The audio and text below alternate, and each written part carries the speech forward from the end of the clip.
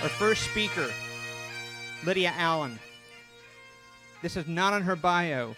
Lydia was the first female to ever speak at a BBC event. So the first time we met, her hair was half as long and my beard was half as short. So Lydia Allan is a published author in the neurobiological sciences. Her team's research focused on the characterization of a multi-nucleation-based neurodegenerative disorder in rat models and was published in the peer-reviewed journal Developmental Brain Research. This research was followed by the completion of a master's thesis on the genetic regulation of neurons involved in learning and memory. The work was completed in the laboratory of a Nobel laureate, Dr. Eric Kandel of Columbia University, where she received her master's degree in biotechnology.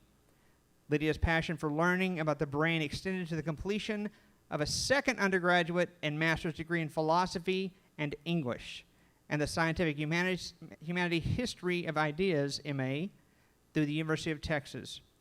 Her emphasis in study was writing for the sciences, philosophy of science, and philosophy of mind. During completion of her graduate program, she worked as a technical writer for a local orthopedic oncologist in the Dallas area, as well as teaching assistant in history of technology. Lydia's passion for learning is rivaled only by her passion for teaching, which she has done in a public or private capacity over the last 20 years. She completed her degrees in psychology and special education at Texas A&M University. That was weak. Texas A&M University, there you go, where she certified for life through the university's education program. With this passion to learn and to teach, Lydia has also served as a guest speaker on the topics of neurobiology, philosophy, and science policy for several Dallas area organizations, including the Fellowship of Free Thought and Dogma Debate. She was also a recent associate for the University of Texas at Dallas Center for Values in Science, Medicine, and Technology. Speaking tonight on the topic, should we want God to exist? Please welcome Lydia Allan.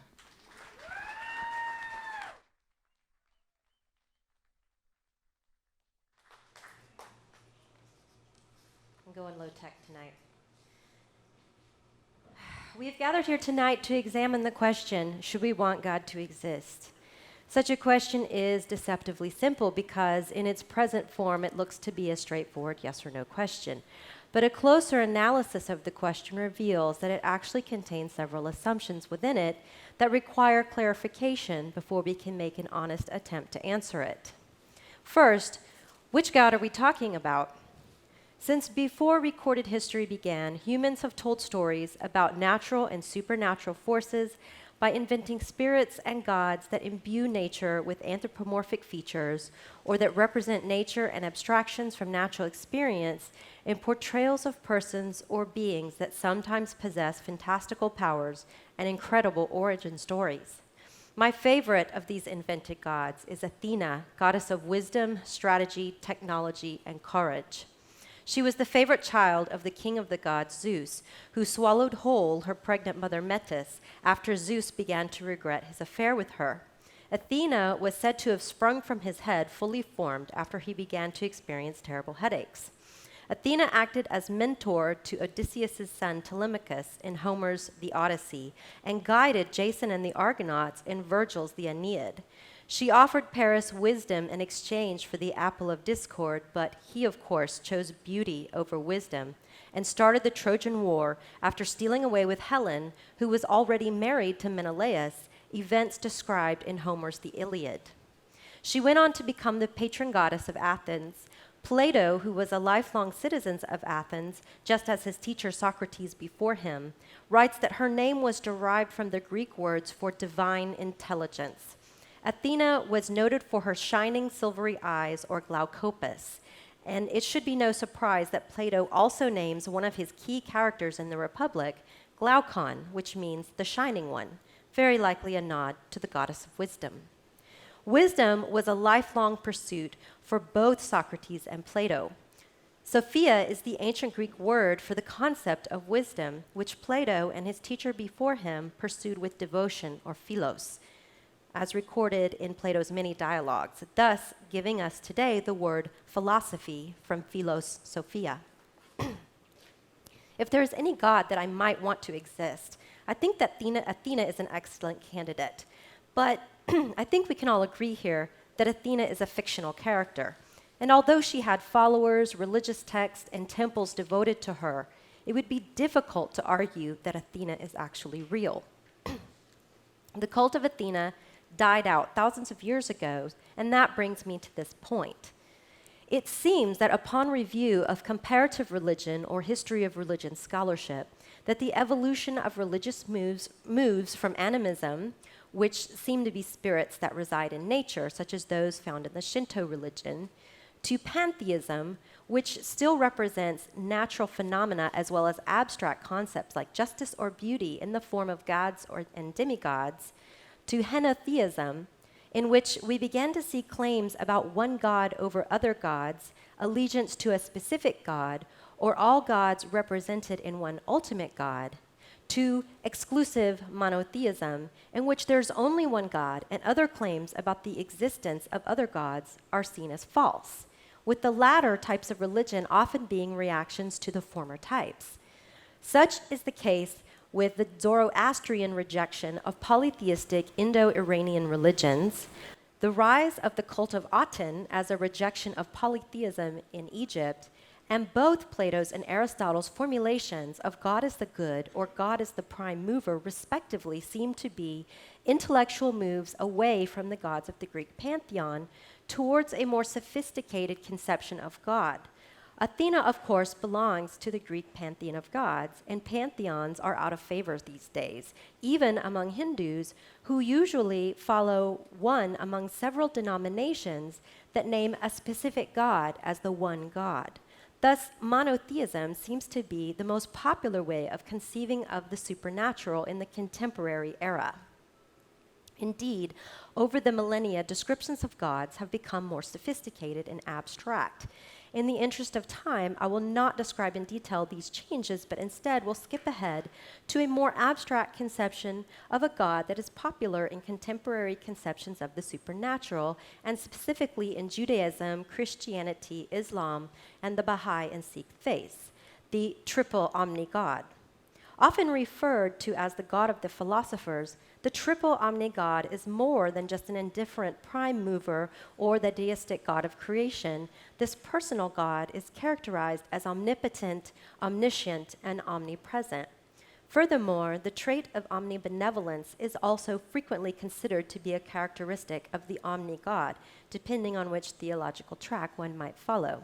That is to say that discussions over this more abstract God and its traits have included perfect power, perfect knowledge, and perfect presence, with some specific discussion on perfect goodness in consideration of the obvious evil present in the world.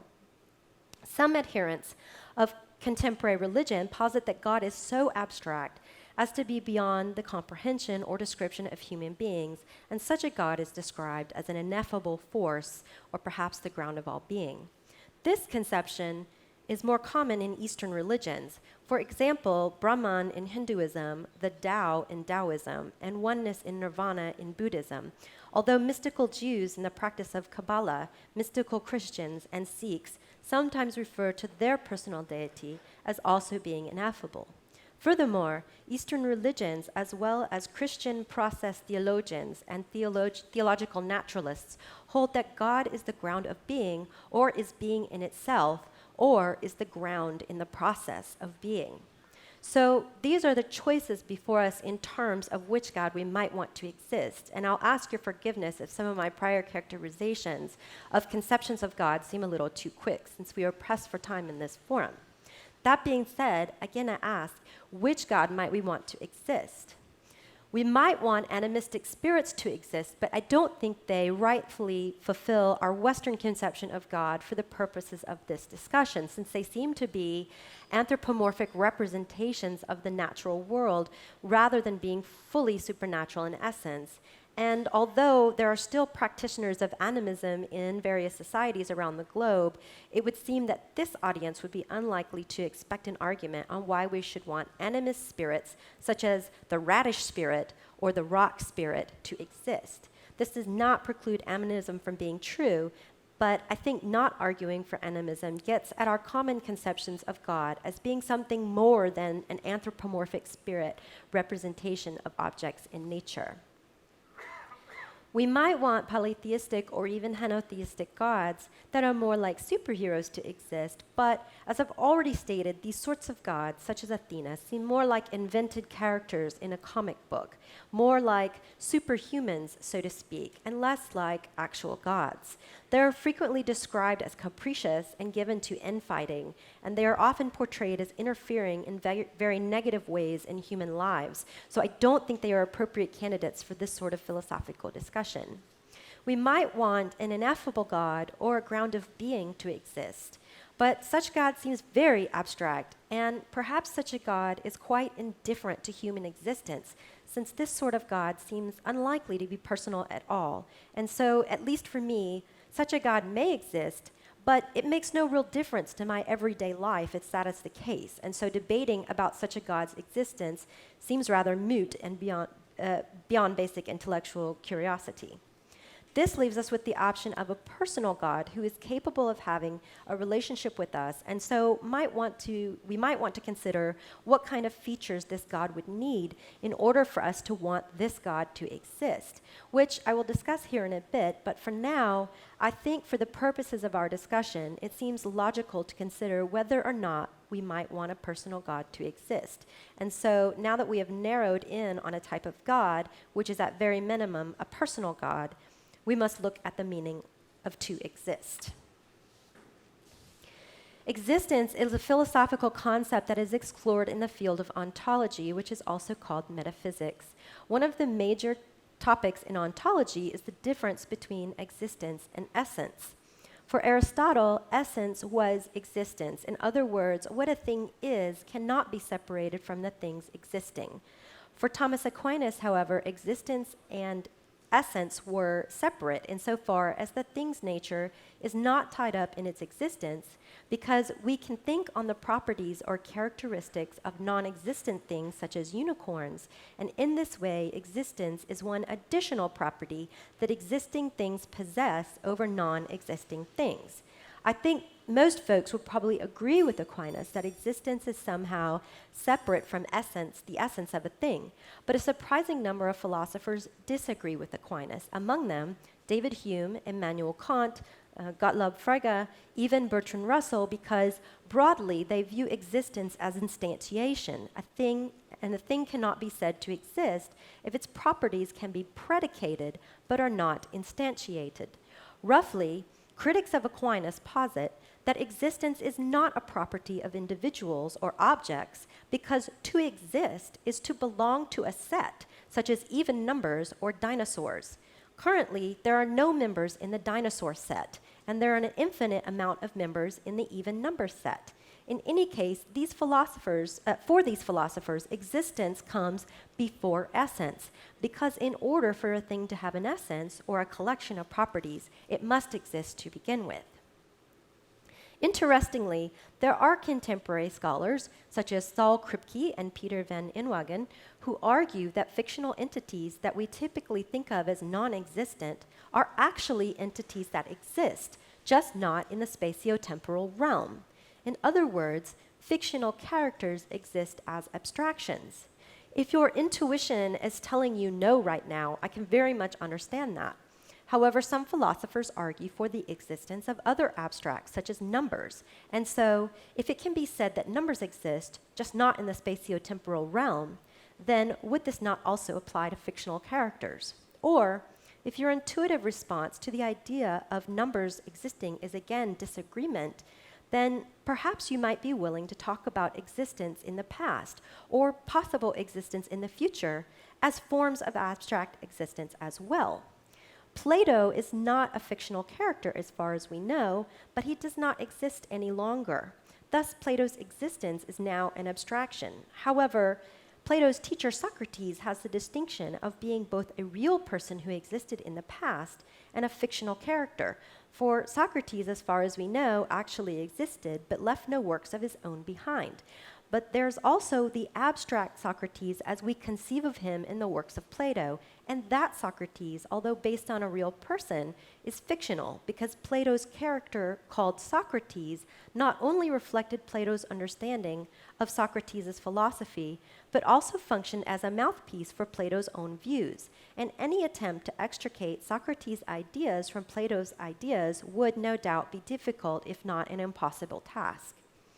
Given these examples, the notion of abstract existence introduces ways to think about existence that might not be immediately intuitive, but may nonetheless be true to an extent. In this way, I've hopefully demonstrated that the term to exist might have uses in philosophical scholarship that are beyond ordinary intuitions about the meaning of to exist in everyday parlance. That being said, I would be remiss here if I only included discussions of contemporary philosophy in the analytic tradition. So I'll briefly talk about existence in terms of the continental and pragmatic traditions as well.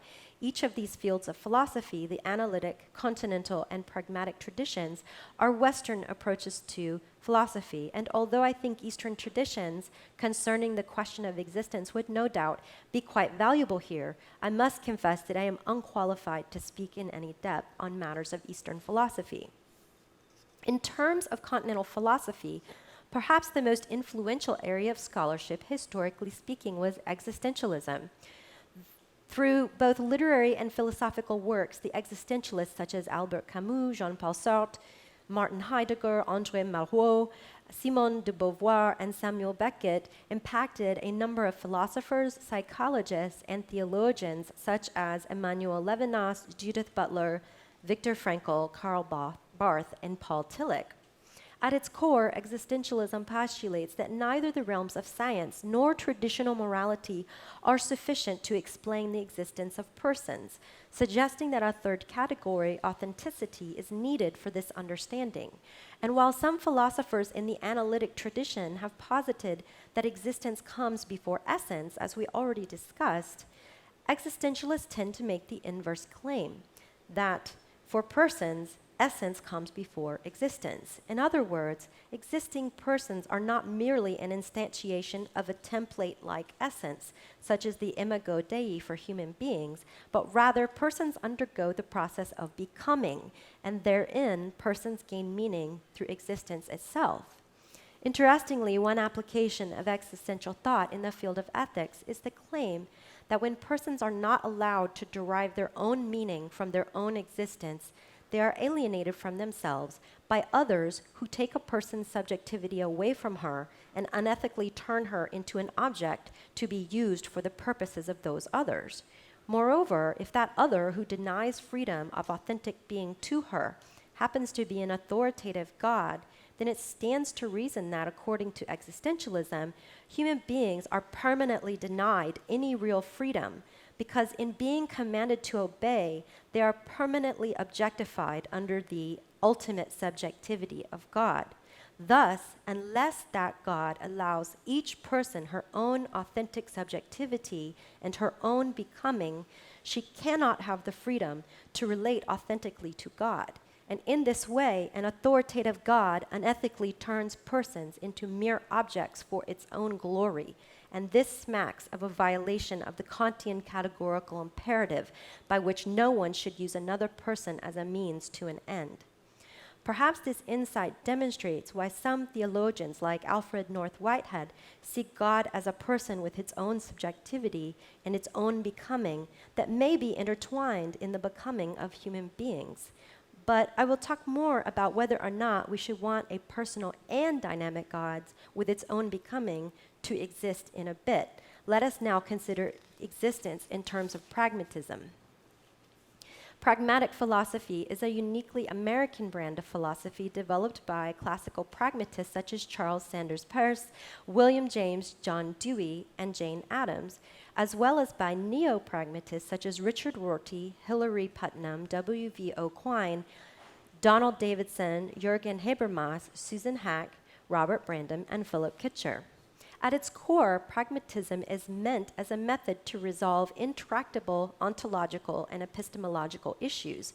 Thus, it is said to have a maxim which is roughly as follows: descriptions of reality are better served in terms of their practical outcomes. That is to say, hypotheses that differ theoretically, but not in terms of practical differences, do not present genuine problems. They are pseudo-problems.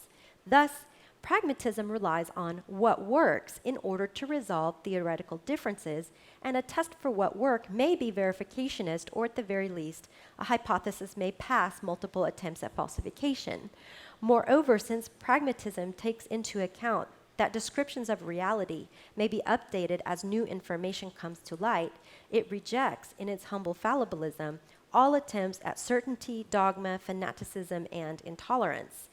Pragmatism offers a justification of its claims about reality via perception and experience, although it acknowledges that those perceptions and experiences are not pure representations of reality because they are theory-laden, meaning that we experience reality through a filter of concepts and descriptions consisting in a web of beliefs.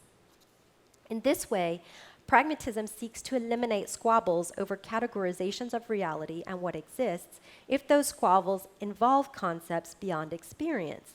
Thus, for the pragmatist, the existence of God is a fact or a truth is not so important as what it means to have a religious experience.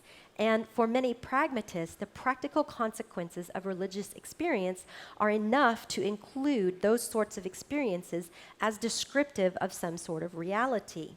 Thus, the pragmatist is tolerant to many forms of religious experience and many descriptions of God, as pragmatism introduces a naturalized transcendence that comes about in each individual as a result of his use of ordinary human faculties and the pragmatic method of inquiry. In this way, pragmatic arguments about God may be truth independent, but may still be accepted by some people because of their beneficial utility. And this is the position that William James takes in his essay on the will to believe and his work, The Varieties of Religious Experience. Equally, however, pragmatic arguments may be made for atheism, as David Hume sets forth in chapter 10 of his work, The Natural History of Religion. Here, Hume points out that religious belief may result in the abasement of human beings because superstitious terrors are used as excuses for intolerance and persecution. In summary, I've laid out several options for thinking about the existence of God.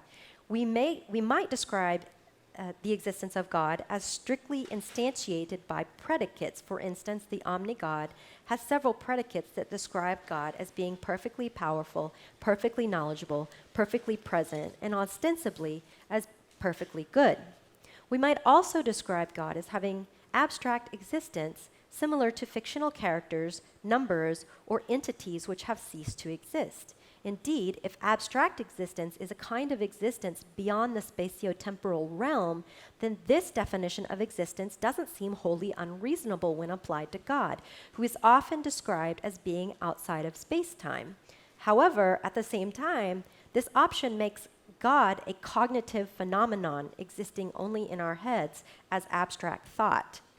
We might describe God as a person whose existence is meaningful by virtue of his existing and by his process of becoming, which may be intertwined with our existence of becoming, although such a God seems somehow less perfect and perhaps unable to see the future because its process unfolds in real time with ours. Finally, we might describe God as existing because of the practical utility that belief in our everyday lives because of the practical utility of that belief in our everyday lives.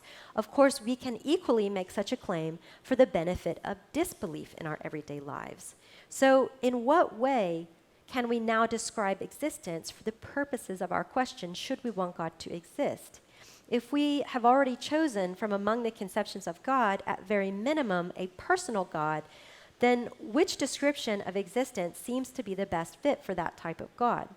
It would seem to me that a God worth believing in should be a personal God who instantiates, at minimum, the trait of omnibenevolence, and any other traits required to enact this perfect goodness.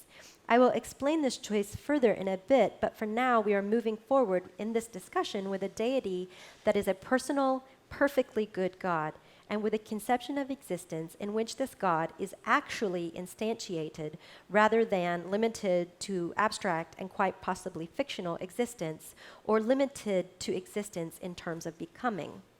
And now, with all of this ground clearing in mind, we have finally reached the axiological question of whether or not we should want this God to exist. The axiological question of God's existence is a question about values and the good. So when we ask, should we want God to exist, what are we really asking? What we are really asking is something like, would it be good for God to exist? In asking this question, we might take one of four stances. It is good for God to exist. It is bad for God to exist. It is neutral for God to exist. Or we are agnostic about wanting God to exist. And with each of these four stances, we must compare two possible kinds of worlds: worlds with or worlds without God. These distinctions are discussed in the works of several philosophers such as Guy Kahane, Richard Swinburne, Ronald D'Souza, Peter van Inwagen, and Klaus Cray, with the bulk of the discussion focusing on the good and bad axiological positions, which go something like the following. The first stance is called the protheist stance, which posits that it would be good for God to exist in this world. Since this is very likely the position that my debate partner will take, I don't want to say too much here for fear of trampling on his presentation in an ungenerous way, but I will say that it seems fairly straightforward that wanting a good God to exist in this world could very well be a good thing, and I would not have trouble accepting such a position depending on how it was presented. However, this position also holds that if there is a God that exists for this world, then logically, this is the best of all possible worlds, even with all of the evil that goes on here, and I find that difficult to believe, to say the least. The second stance is called the Antitheist Stance, which states that the world would be worse off if God existed. I will say more on this stance in a bit. The third stance would be a neutral position by which the existence of God makes no difference whatsoever to this world. We would not be better or worse off if God existed because God's existence makes no difference either way. And this seems to be the stance that I think some theists take in terms of a deistic creator God or a prime mover God or even a ground of all being God.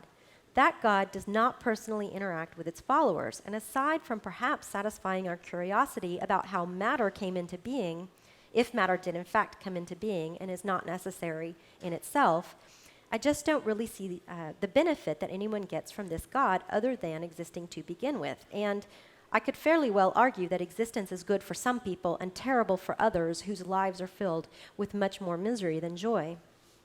The final stance is a position of agnosticism.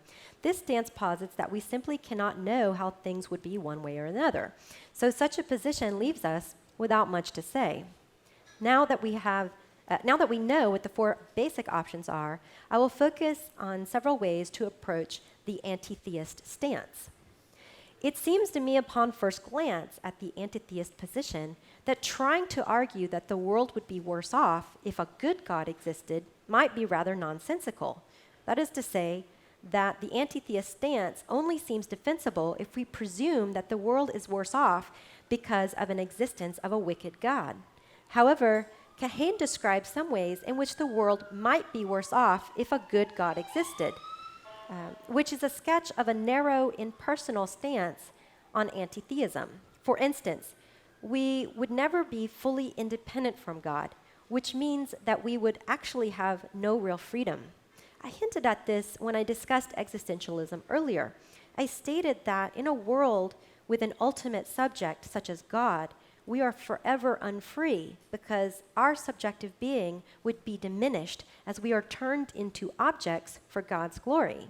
Yet, for many theists, desiring this freedom is objectionable because it implies that anti-theists are rebellious sinners who prefer to rule in error rather than to serve under the perfect and ultimate good that is God. Yet, I don't think that objection accurately describes the problem because the real problem is the permanent subordination and objectification of people by God precisely because undeniably it would be irrational to rebel against such a good God. Thus, the anti-theist is left with no real choice but to serve in an inauthentic capacity, never to have any real freedom or independence, and never with any opportunity for full privacy. And in this way, the anti-theist might be worse off if he is effectively reduced to a child and his unfree life, lived with no opportunity for authenticity, may become meaningless and even absurd. Interestingly, Kahane makes the suggestion that divine hiddenness might be plausible if it is necessary to grant each individual his freedom, independence, and privacy precisely in order to allow him to live a meaningful life. But if that is the case, then this account of divine hiddenness must also answer questions about people for whom evil in the world prevents them from gaining any real freedom, independence, or privacy because they are subject to oppression and harm at the hands of powerful and terrible people. Thus, this view of divine hiddenness would have to account for why people's lives are reduced to meaningless and perhaps gratuitous suffering if the whole point of divine hiddenness is to grant people the chance to achieve real freedom, independence, or privacy. And this brings us to a personal argument for the anti-theist position, that while on the whole it may be somewhat indefensible to state that the existence of a good God would be an overall bad thing, which is basically a utilitarian argument, such a statement does nothing for me if I am the one whose life experience consists of terrible suffering and harm that is so injurious that it seems escapable only through death if death grants either a pleasant afterlife or non-existence. And I think that this position may actually work when thinking through the world as we actually live in it, a world in which it seems to me that on the level of individuals, it makes sense to claim that some people are lucky enough to be born into fairly good circumstances, while other people are born into horrific circumstances. I don't think that this is a controversial statement. And so it seems rather questionable to me that any truly good God would accept such a utilitarian approach to the existence of evil in the lives of ordinary people, because some people are asked to bear a burden so traumatic that their lives are rendered meaningless, and that this is expected of them without any choice or for the good of other people who never experience that kind of suffering. Of course, one might argue that a good God is one who only allows individuals to suffer in ways that result in the overall good for that person. But given the world we live in, it seems very unlikely to me that the most extreme cases of child abuse, child torture, child rape, and child murder could result in an overall good for that child.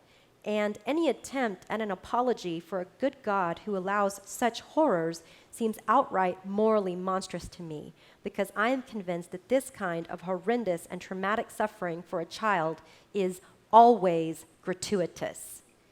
This claim is a very important part of my own disbelief in the existence of God, and in my evaluation of what it would mean axiologically for a God to actually exist.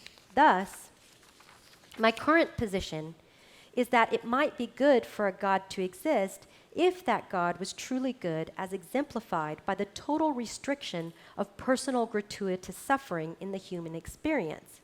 But it is not the case that there is a total restriction of personal gratuitous suffering in the human experience, which leads me to conclude that if there is a God of this world, then that God is not truly good, and that God's existence does not make things better than they might otherwise be.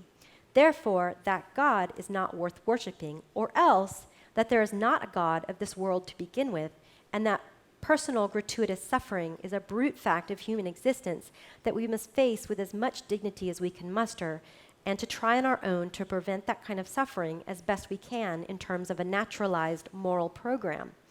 Thus, without a convincing argument that personal gratuitous suffering does not occur in this world, I don't think any axiological argument for the existence of a good God can be successful.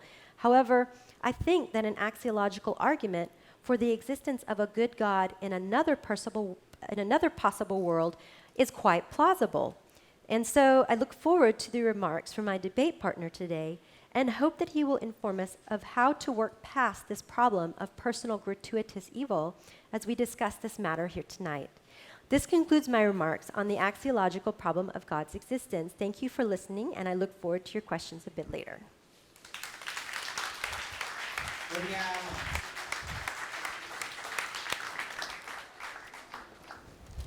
Allan. Our second speaker tonight is Ben Arbour. Ben is not very good at bowling, but he likes it anyway. As a child, he once saw a wild roadrunner cross the street, but it didn't say beep beep. The most prestigious thing he has ever accomplished is convincing his wife to marry him. How many of you realize that you are way above your pay grade, right? Yes, yes. Together, they have 4 children. Wesley, he's like, what? Abby, Micah, and Noah. And they are all very proud of their dad, aren't you? Yes. Ben sells used cars. By all accounts, he is a decent cook in the kitchen and is an aspiring barbecue pitmaster. Perhaps there's a connection between Ben's love of food and the fact that he needs to lose about 20 pounds. In his spare time, Ben enjoys keeping up on all things baseball, and he loves playing catch, especially with his kiddos. Yes. Ben occasionally teaches courses in philosophy and ethics at Weatherford College. He is scheduled to defend his doctoral thesis at the University of Bristol in the UK at the end of the month. He was recently awarded $200,000 to fund his research on ontological randomness, quantum mechanics, systematic metaphysics, and the nature of time. He is an internationally recognized expert on several issues in analytical philosophy, especially as these topics related to Anselmian perfect being theology.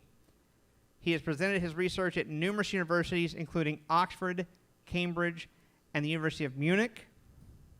He has published numerous articles in various peer-reviewed journals, including the International Journal for Philosophy of Religion, the British Society for Philosophy of Religion, and Modern Reformation. He has several forthcoming publications, including 3 books with Zondervan Academic, Routledge, and Cambridge Scholars Press. He is a member of several learned societies, and he regularly lectures at academic conferences, including the American Philosophical Association and the American Academy of Religion. Speaking to the topic, should we want God to exist? Please welcome Ben Arbour.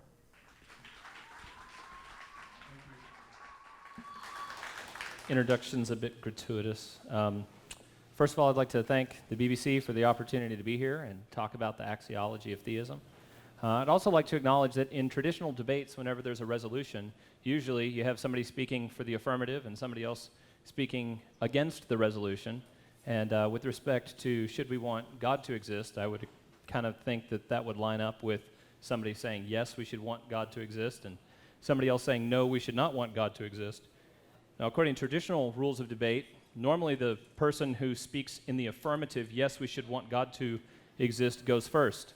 And after listening to Lydia's presentation, it seems like we've kept up with the traditional rules because she did seem to make a compelling case that there's at least certain times that we should want God to exist.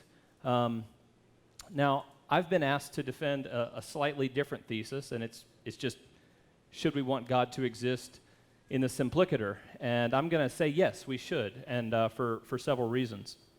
But again, I want to restate, it seems to me that the alternative would be, no, we should not want God to exist. And that seems to me semantically equivalent to, we should prefer that naturalism be true. And it doesn't seem to me that we really have a lot of reasons for preferring naturalism to be true, other than the ones that Lydia has mentioned that might carry, God might carry some baggage into a world where God exists that would prevent things. But I think that there are several other axiological claims that we need to take into account that could motivate a person to prefer that God exist. But before we get into that, I just kind of want to stipulate from the onset, the only way that I know to have this conversation in a way that makes sense is to do so in a way that guarantees that we're going to be rational about it. Now, rational discussion requires that we ensure the use of reason and logic throughout any of our discussion. So just from the onset, as a theist, I frequently get criticized by atheists and agnostics that my positions are irrational or illogical. So let me just stipulate up front, I'm committed to following the rules of logic, and I'm committed to avoiding any fallacious reasoning and to avoiding any non sequiturs and informal fallacies as well. So with respect to the question of the axiology of theism, I'm not trying to say that there are no alternative approaches to the discussion that would refuse to be governed by logic and reason. But it seems to me that those alternative approaches wouldn't count as rational. And I just want to make sure that we're going to have a rational discussion about all this tonight. So as somebody who's trained in the analytic tradition, one of the things that we do frequently is spend a lot of time defining terms to make sure that nobody's talking past each other. And I think it's wise that we define some terms. Lydia did a real good job of pointing out there's several different conceptions of existence, but there are a couple of other things that I think we need to cover as well. And the first word of the question, should we want God to exist, I think is really important. We might also rephrase the question, ought one want God to exist? And with respect to oughtness, there's a moral conception of ought, as in one ought not punch somebody else in the face for no reason. But there are alternative understandings of ought, and in some of the literature on axiology, I came across what I thought was a really good example. The washing machine ought not make that kind of noise. I just fixed it, right? There's nothing moral being claimed there about what a washing machine should or should not do. But with respect to what we mean when we're talking about should one want God to exist, I take it as obvious that we're talking about what the rational preference ought to be with respect to our desire for God to exist or not to exist in light of certain axiological commitments. Now, once you get to should we want God to exist, I want to just be real clear about what my contentions will be for the evening. I'm not thinking about any particular religious conception of God, but rather the philosophical conception, or as Lydia noted, the God of the philosophers, an omniperfect being, the God described by classical theism as one who's omnipotent, omniscient, omnibenevolent, metaphysically simple, exists of necessity, omnibenevolent, and beyond time, and exists of necessity. That's the being that I'm interested in saying we ought to want that God to exist. Call it the Anselmian thesis, call it maximal greatness. It doesn't make a lot of difference to me. But the question that I have is, why wouldn't you want that kind of a being to exist? Now, Guy Kahane has presented a few reasons why you might not want such a God to exist. One fear is that you would have a loss of autonomy, because you'd never be able to live your life without fear that God might intervene in some way and take your life a different direction. After all, God's omnipotent, and he could just jump in and do something if you think divine interventionism is possible. Another reason you might not like that kind of a God to exist is it's a world that we would live in, and there would be no privacy at all, because God would constantly be surveilling us at a level that would rival the worst George Orwell novel that could ever be written, right? But it seems to me that these reasons to prefer God's non-existence fail to live up to some of the reasons that we might prefer God to exist. And so I just kind of want to address the elephant in the room. I've met several atheists here at these events, and several very, very intelligent atheists. And I have several friends that are atheists that are very intelligent, both those trained in philosophy and those who aren't. But I've never met an atheist whose atheism was not motivated, at least in part, by the problem of evil, okay? So I think theism and the axiology of theism can inform what we think about the problem of evil, and I think vice versa. I think what we think about the problem of evil can inform what we think our axiological judgments ought to be with respect to the problem of evil. So, should we want God to exist? I say yes. So, there we go. End of discussion. We're all finished. We can go home now, right? It's actually a little more complicated than that. So, if we can go to the next slide, I just want us to take a brief look at the logical problem of evil, right? It goes like this. If God were to exist, and God is the omniperfect being that I'm saying God is, then there would be no evil to be observed. Or, even more simply, if God were to exist, there wouldn't be any evil, period. So this is the logical problem of evil that dates way back into ancient philosophy, and it's had numerous iterations. In the contemporary scene, it does not seem to me that anybody has improved on J.L. Mackey's articulation of it in his book, The Miracle of Theism. But it's widely accepted by analytic philosophers who are both theists and atheists that Alvin Plantinga's modal free will defense has defeated the logical problem of evil. So there aren't a whole lot of atheists who are still hung up on this, because maybe there's a reason why God would allow certain evils for certain reasons, but that doesn't quite get us where we want to be. There's another problem of evil called the evidential problem of evil that we'll get to here in just a second.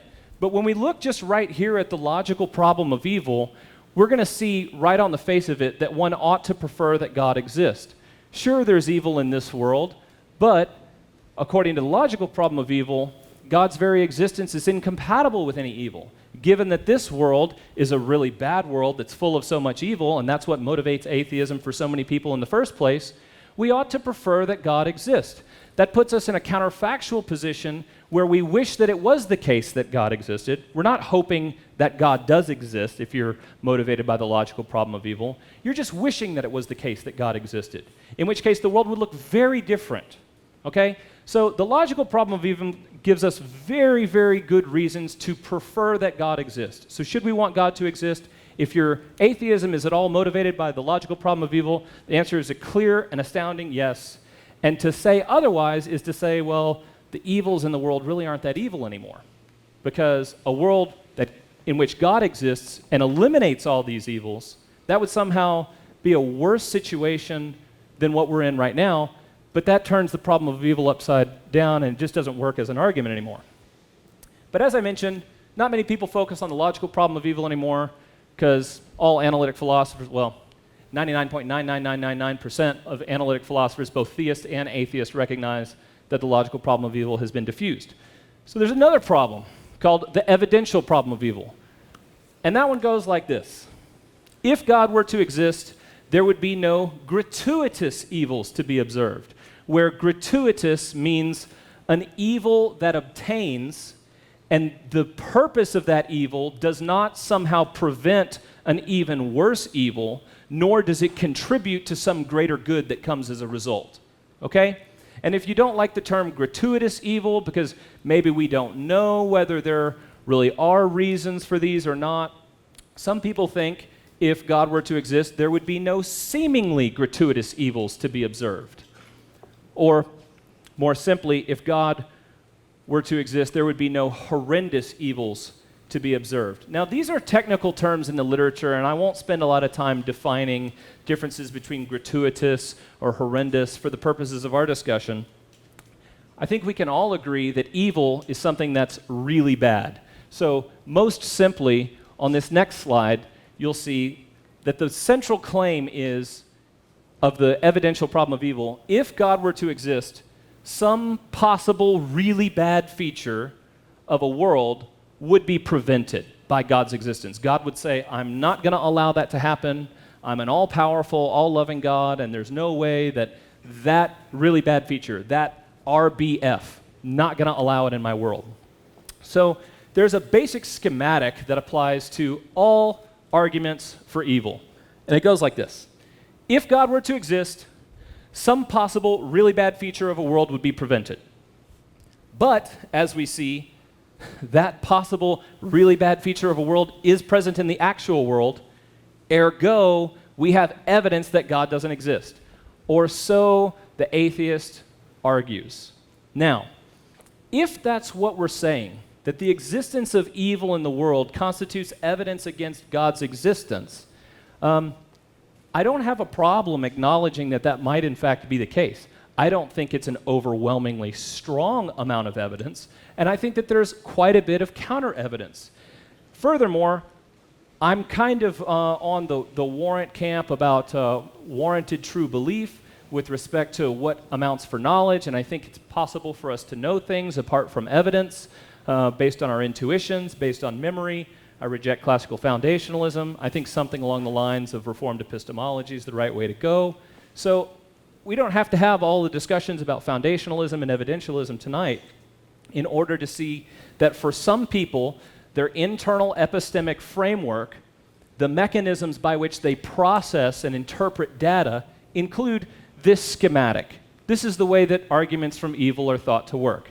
But with that in line, we actually see that the problem of evil provides a lot of evidence for why we ought to prefer that God exists. So call this the evil evidence argument, or as I call it, the problem of evil for axiological atheism. So these are atheists who prefer that God not exist. They deny that we should want God to exist. Now, all other things being equal, this is number 1 on the slide, if a world has some really bad feature and some different world lacks that really bad feature, then the different world is better than the former world. All other things being equal, right? So let's just consider one really bad feature of a world. There's a world that's just like this one in which I suffer a paper cut. Okay, this is a really bad feature of the world. But then there's another world just like this one, identical in every way, in which I don't get the paper cut. Well, given that the second world lacks the really bad feature of my getting a paper cut, we have a reason to prefer the other one. That's all that's being said here in premise 1. This is what I take to be an extremely non-controversial axiological position. Because there's this big caveat at the beginning, all else being equal. So number 2, according to arguments from evil, and it really doesn't matter whether it's the logical problem or an evidential problem, the actual world, this world, contains some really bad feature. Not just one, has several really bad features, right? No rational person is going to disagree with that.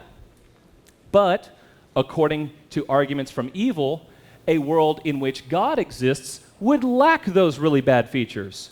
So, all else being equal, according to arguments from evil, a world in which God exists would be better than a world, would be a better world than the actual world. Because God would prevent either evil in the first place, or he would prevent the gratuitousness of evils, or maybe God would prevent the seemingly gratuitous nature of the evil. It doesn't matter. Any one of those claims that are motivated by the problem of evil put us in a position where we ought to prefer that God exists. Now, having said all this, I want to concede the following. We're here talking about whether or not one ought to prefer that God exists. The question, stated plainly, should we want God to exist? I don't take it that that question has anything at all to do with whether or not God actually exists. Okay? So just because somebody looks through all this and they say, well, you know, it does kind of seem like we should want God to exist, but I don't think God does exist. That seems perfectly rational to me. I don't see that there's any internal inconsistency or any incoherence in someone who you might call an ontological atheist. They don't think God actually exists, but they're an axiological protheist. They want God to exist. They wish that it was the case for God to exist. I think that's a perfectly rational position. What I'm denying as a rational position is this. It seems irrational to me that if I ask someone who's an atheist, why are you an atheist? And they say, well, just look at the problem of evil. And I say, which one? And they say, well, it doesn't matter, just whatever. And I say, okay, problem of evil. You think that's evidence against God's existence? And they say, yes. And I say, okay, well, do you want God to exist? And they say, no, I don't want God to exist. That seems irrational to me. Because that puts you in a position of saying, the evil that I think is really bad, that's the reason that I don't think God exists, there's a solution to that evil right over here. But I don't want that solution. I do not wish that it was a case that there was a solution to all this evil. Well, that just means the evil's not really all that bad. But I don't think that's the case. I think the evils that we see in this world are really, really bad.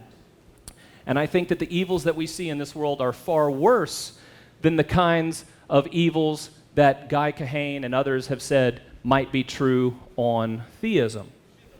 So let's just imagine for just a moment that privacy is a great good. Let's just go ahead and concede that axiological position. We ought to prefer a world in which there is privacy over a world in which there's no privacy.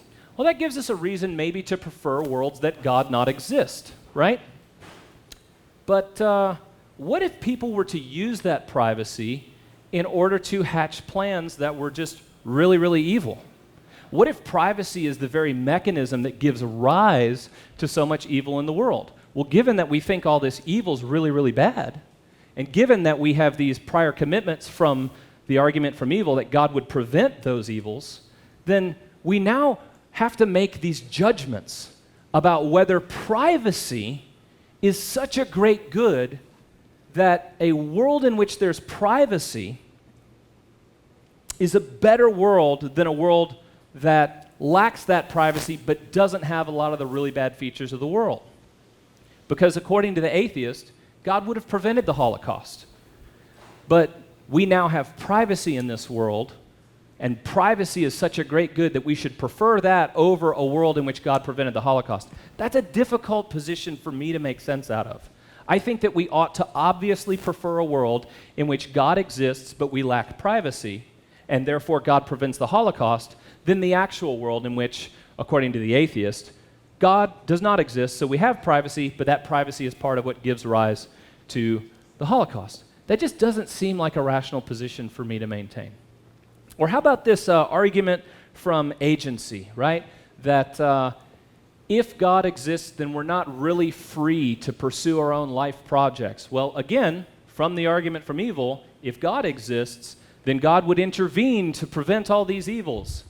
And that would be a bad thing because we would lack the kind of freedom that would be necessary. But in these worlds where God does not exist, we do have this freedom, according to the atheist.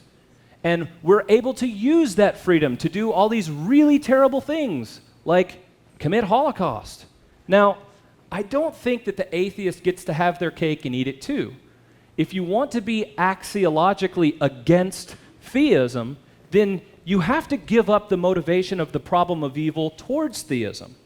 If you want your ontological atheism and you want that to be motivated at least in part by the problem of evil, then it seems to me the rational position is that you ought to prefer that God exists. Now, here's another thing that could be really interesting.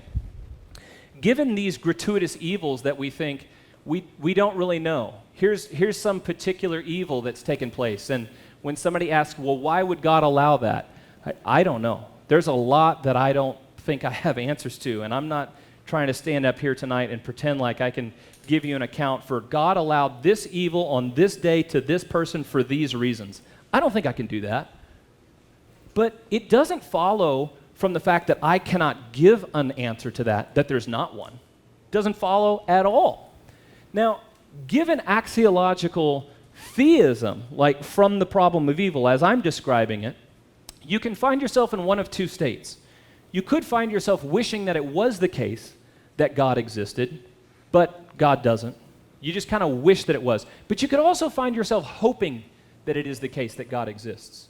Now, if you find yourself hoping that it is the case that God exists, what you find yourself hoping as a result of that is that these seemingly gratuitous evils, just because we don't have answers for the why did God allow this, you can hope that there might actually be a reason for that. The alternative is to think, well, there is no reason, right? Because for the atheist, there's no account for it. You can say that maybe we live in a deterministic world, and on naturalism, just due to the chemical reactions that are taking place in my brains and the way that the neurons are firing over the synapses, I did all this, and it was just caused in that way. But if that's the story that we tell, notice that there's no more freedom there than there is under theism, where you're living under a God who's going to control everything.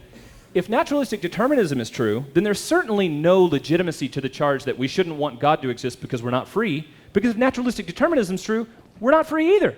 So we're on equal footing there. But there are a couple of other reasons why I think that we should prefer some kind of theism in which an omnipotent, omniscient, omnibenevolent God exists. So here's one. How about the argument for immortality? How about the idea that we might be able to survive our death in some way? Doesn't seem like that's plausible on naturalism of any account. At least the naturalists that I've had the opportunity to dialogue with here, especially ones who are well studied in areas of biology, they seem to indicate to me that it's silly to think that anybody could survive their death. Well, that seems tragic, right? I want to survive my death somehow. Now, maybe this is just wishful thinking. I'm happy to say that to somebody who says this is just wishful thinking, that's fine. But wishful thinking can inform our axiological preferences. Now, if naturalism is true, there is no happily ever after. But if theism is true, there's at least the opportunity that maybe there's a happily ever after of some kind. Now, I think that the right way to tell a story begins with once upon a time, and it ends with happily ever after. Given the choice of two different stories that you can tell, one story begins with once upon a time, and it just ends, and another story begins with once upon a time, but also offers a happily ever after. I think we have a good reason to prefer the latter. Theism offers that in a way that naturalism doesn't. And remember, those are the two options tonight. Should we want God to exist? Yes or no? If no, we should not want God to exist, that's semantically equivalent to we should prefer that naturalism is true. But there's another argument that I'm most concerned about, and it's this one. A lot of us who think about the problem of evil are motivated by particular kinds of evil that we see where the perpetrator inflicts harm on a victim and gets away with it. Okay? That bothers me. And I know it bothers my counterpart speaker here tonight. I know she's an advocate for justice. That's something that we share in common. Even if we might disagree as to what that justice might look like, we both think justice matters. But on naturalism, there are lots of people who escape justice. And justice doesn't happen all the time. And that's just a tragedy. It's just a sad truth about the world. But if theism is true of some kind, then justice is going to happen. What you have done and what I have done and what others have done is going to eventually catch up to them.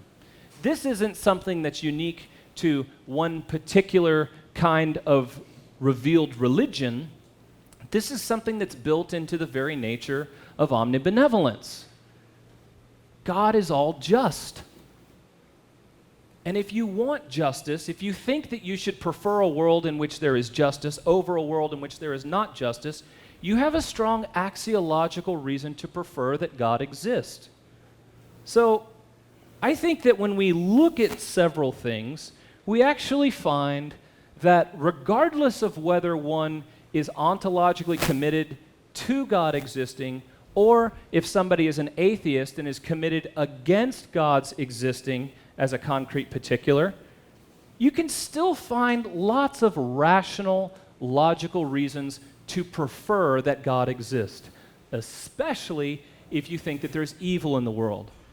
Because the arguments from evil actually lead directly and logically to a preference that God exists, and because the evil in the world leaves us longing for some type of happily ever after that's not available on naturalism, but is available on theism, and because we all long for justice. And justice is available if God exists, but many escape justice if God does not exist. Thanks again for listening. I really appreciate y'all's attention. I look forward to the dialogue and the Q&A.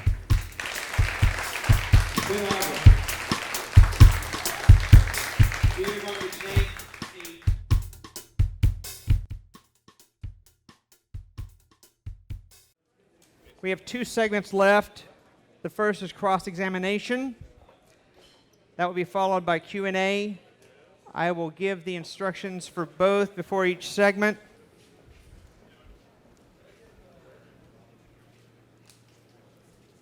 Cross-examination will give each presenter 12 minutes to ask questions to the other. Very simple. Ask your question, then let the other person answer. Do not interrupt.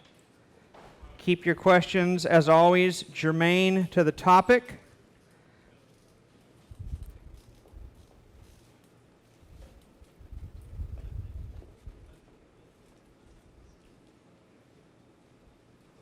You can check your mics. Yeah, once it's on, do not touch it. Okay, test 1, 2, 3. Okay. Is that me? No, I think it was his pocket. Okay.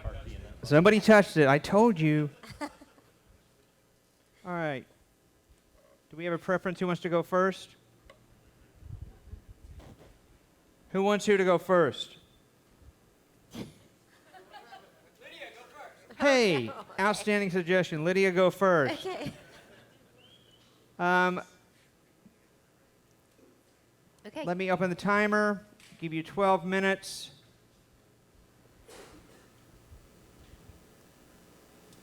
And go. I think one of the things that I worry the most about when it comes to whether or not God exists, or whether or not it's good for God to exist, is that, and this has always been sort of the thing that I have the hardest time sort of trying to get answers about, is that it seems to me that there is gratuitous evil, that it's undeniable that there is gratuitous evil. And I gave some examples about, the terrible things that people do to children. And so I would be curious to know if you would argue that there is not gratuitous evil. And if that's the case, can you give me examples and help me understand why that might be the case? Because I don't feel that is in fact the case. Sure. Before I do that, though, can I just ask you to define gratuitous so that I'm making sure that I'm answering your question specifically and not some other one? Sure. So gratuitous evil, on my understanding, is an evil that doesn't actually lead to an overall betterment at some point. So for instance, I wouldn't call it evil to get a vaccine shot. I mean, it hurts, but ultimately I don't get sick from something terrible like measles, right? But I find that, in my opinion, there is evil in the world which is so traumatic for people, and we can actually biologically pinpoint how the trauma works, just biochemically, that will actually break people. And when I mean break people, it will cause them to have severe disabilities. It might be post-traumatic stress disorder or other sorts of things. And I fail to understand how that can be overall a good thing. But if you argue that there might be some good in that, then I would go ahead and say something like the murder of a young child. This young child has never had a chance to grow up, has never had a chance to exercise free will, and the child's life is taken, and especially if it's happened after horrendous, suffering. I don't see the good in any of that. I think that it's always gratuitous when children suffer. So be curious to know what your response to that might be. So there's a few responses to that, right? There's a differentiation between what we might call patient-restricted goods and non-patient restricted goods. So it might be the case that free will is something that is exceedingly valuable. A world without free will, we have been told repeatedly by the atheist who's committed axiologically against the existence of God, that a world in which there is a God might be a world without free will. And that would be a bad-making feature of a world. Now, it's highly debated whether or not the existence of God actually would preclude genuine freedom. But from the onset, we might just suppose that free will is a great good. But by granting free will, there are certain entailments from that. There are consequences of God creating a world with free creatures, and maybe some of those are that people would use their freedom wrongly.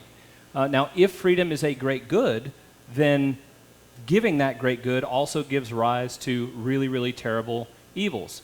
But in a non-patient restricted way, you could say that the overall good that obtains in a world from it being created such that there are agents who enjoy freedom in a really robust, significant way, somehow makes it the case that very horrific evils, such as the ones you're describing, don't ultimately counteract the goodness. Now, I'm not asking you to buy that story. No, sure. I'm just saying that's one account that one could give in a non-patient restricted way. If you're committed to the idea, like Marilyn McCord Adams has, that each individual who suffers in a kind of way that God ultimately fixes in a way that is overall better for that specific person, it's really difficult to get there on a naturalistic worldview, because the kind of suffering that people experience just ends at death, and that's all there is.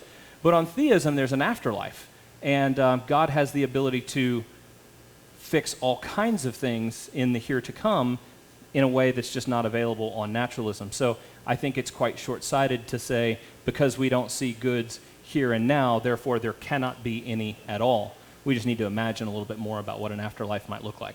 Well, I have two responses to that. The first response is that in supposedly granting free will to us, I think it's evident that the person who treats another person evilly takes away the free will of that other person. And so I think that the argument that it is a good thing that we have free will, it seems somewhat questionable to me, because only people with power actually have free will. People without power don't have it. So I think that's one concern. The other concern that I have is that if there's many possible worlds that we could think about and compare, one of the possible worlds we could think about is heaven. And in heaven, supposedly there is free will, but there supposedly is no evil. And so if God could create a place like heaven, why on earth would he put us on earth? Okay, so I'll take your questions in order. The first thing is just to say, if you don't think freedom is this great good because it's only enjoyed by those who are in power, then any motivations for axiological atheism that stem from freedom is a great good and they're not available if God exists are null and void. You're giving up a lot of your motivation for the argument that you gave in the paper, because freedom is no longer an issue. It's off the table for both camps, and therefore it's off the table for axiological judgments as well. But I'm not sure that's true. When we think about freedom, most of the time we're talking about an ability to make decisions. Sometimes we're even talking about an ability to make decisions between multiple options. And it's not at all clear to me that because somebody who is in authority over me, even commanding me to do something, that they've actually taken away my freedom to do otherwise. So when my parents are raising me and I'm a young child and they tell me to go clean my room and they're in a position of authority over me, it doesn't follow at all that they've taken away my ability to choose to do otherwise. There are going to be consequences for that, but I still have the freedom to do otherwise. So it just doesn't follow at all that if there's a position of authority overseeing somebody else, that the person underneath that authority that's subject to that authority doesn't have freedom. That's just not true. Well, I'm thinking kind of more in terms of abuse. You know, people who are exposed to abuse don't have the free will to make it stop. Well, I'm certainly not saying that they do have the free will to make it stop. People who are subjected to evils of that kind, who, slaves, things of that nature, people can use their freedom to subject moral harm to others. I don't deny that. A world where people don't have the freedom to do that is a world in which there's no freedom at all, in which case it just seems to me like you can't have it both ways. Either freedom is a great good and freedom enables people doing evil, or freedom is not a great good and then there's no real reason to be discussing it at all. Now, with respect to heaven, this is the second part of your question, and this is really interesting. There's a developing literature on this topic about how can it be that we have free will, yet in heaven we don't sin. And the work of Timothy Paul and Kevin Tempe I have found particularly compelling here. It develops a virtue account of ethics and character formation in the here and now that might even continue on depending on what religious tradition you are. There are accounts of purgatory and the way that somebody's character and psychological tendencies might be so formed that, yes, they still have free will, yes, they're still making their own decisions, but they would never choose to do what's evil. And that's concretized in a particular way in the afterlife in heaven when people are in paradise. That prevents them from sinning, but it doesn't rob anybody of free will. Why don't we have that right now? Well, maybe, and I'm not saying that this is the case, but maybe it is the case that God is in the business of developing people. And in order to develop people in the way that God ultimately wants to see them formed, they need to make choices, and they need to see what follows from their choices, be it good or evil, and the consequences that follow. But again, in an afterlife, God can be in the process of setting to right all the wrongs of the universe. So if we're thinking just in the here and now and there is no afterlife, then I understand your point that it sure looks like there's a lot of gratuitous evil. I still don't think it follows that because it looks like there's a lot of gratuitous evil, we can conclude beyond any shadow of a doubt that it clearly is gratuitous, because we don't know. Maybe there are reasons that we haven't discovered yet and haven't come across, but that becomes a whole lot more plausible if you think that there's an afterlife. Okay. Well, I don't have any further questions. Is there anything you want to add? We've got 2 minutes. We good? Okay. All right.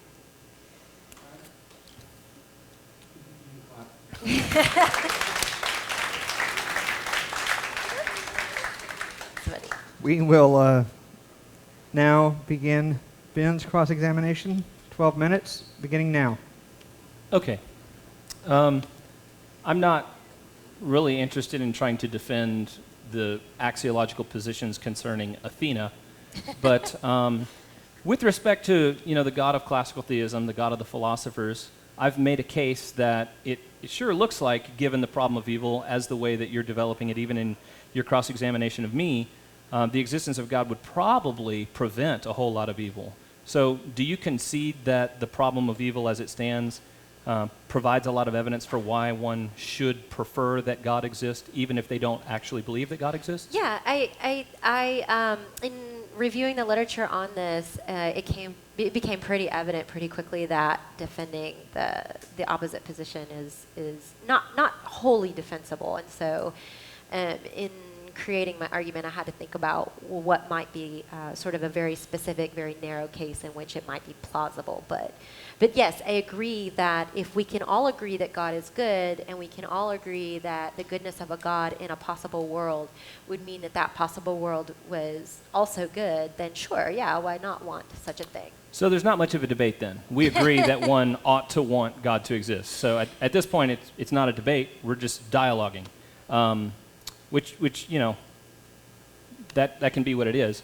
I am curious, the God as you conceive that we might want to exist, or that we might have preference, wish that it was the case that God existed. When I look at my life and I think about perfect goodness and all-powerfulness and the kinds of things that would be true if God created the world and did it in such a way to give us this kind of freedom, and I think about the kinds of things that I've done, it's pretty clear that I'm morally culpable. It's also pretty clear that in those kinds of worlds, objective moral values exist, and they are derived, at least in part, from God. So if that God were to exist, what do you think would be our responsibility to that God? Okay, well, let me just clarify ahead of time that I have very different ideas about how morality develops. It's usually I'm thinking more in terms of descriptive moral psychology and things like that. So I don't necessarily. Do you think they're normative? Do you think that there are objective moral truths in the universe? I think that morality is something that changes over time. I think that it's something that we develop as social creatures, but that in and of itself won't necessarily answer your question. I think your question is, if there is a God and the God is moral, then it would follow that morality would come from that God. And if I understand your question correctly, I think you're asking me what it is that I would want from that God. Is that kind of what you're getting at? No, I'm asking, what do you think our relationship in terms of moral responsibility to that God would be?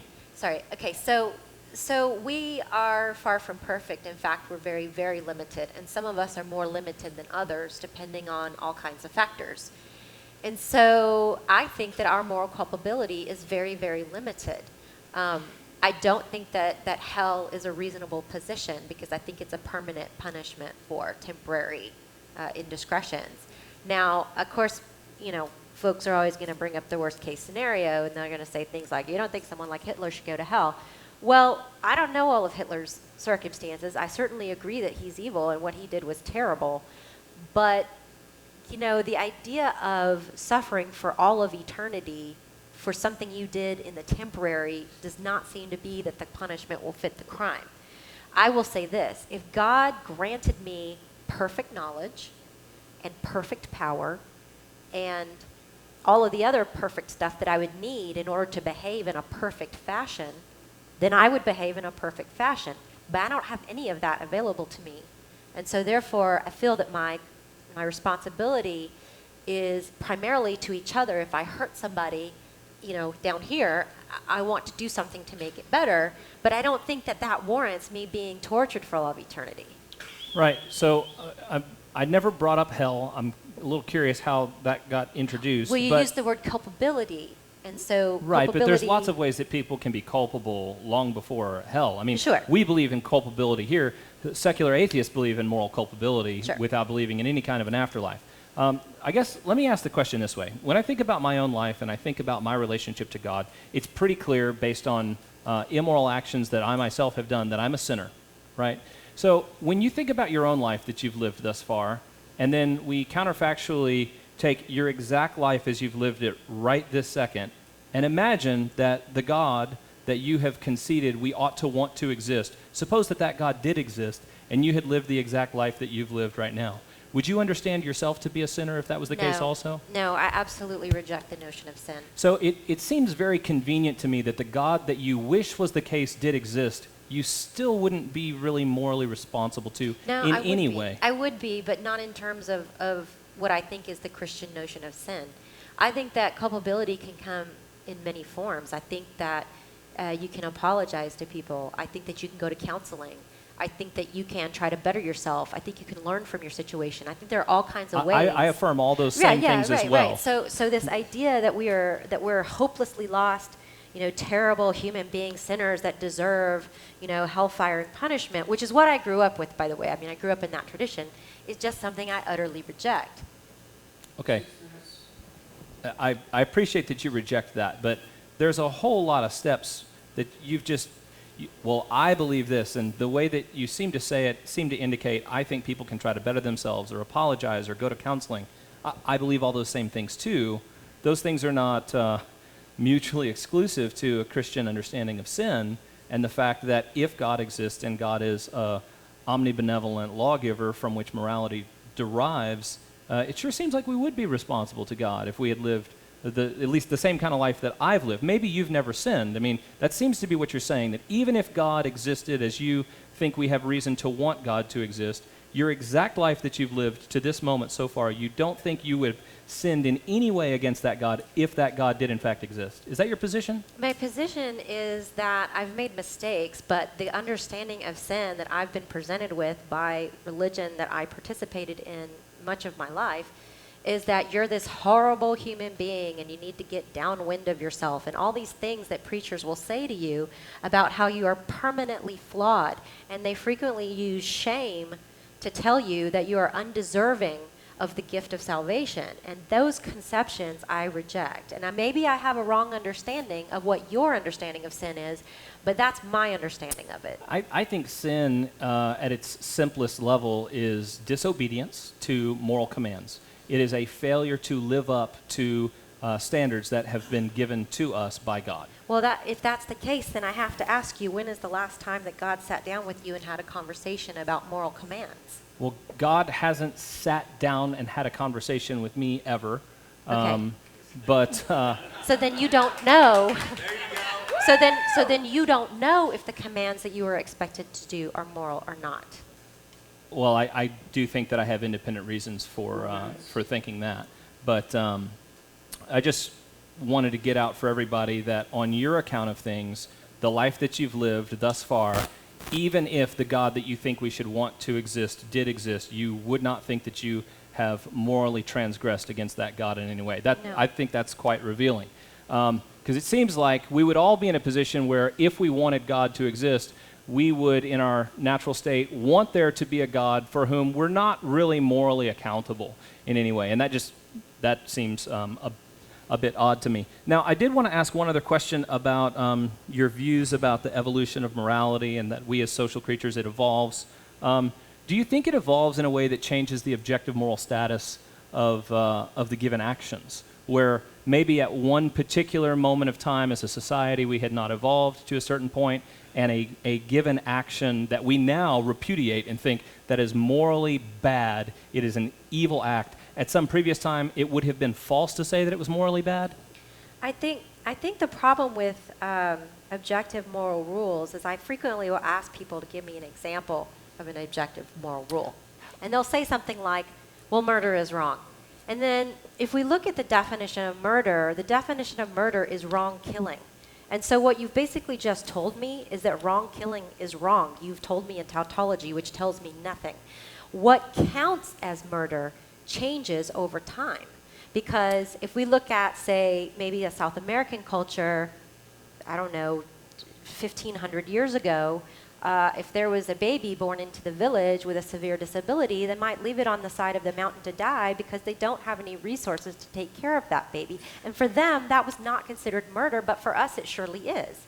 So I think that's part of the issue of what I struggle with in terms of objective morality. Like, exactly how do we lay out what counts as what? So I appreciate that. I'll just use this. I think that there are ways that people can define murder where it's an obvious tautology that it's wrong. But it seems to me that there are other wrongs that we can conceive of, and in the definition, we don't need to stipulate this is the wrongful doing of this, right? So if we were going to talk about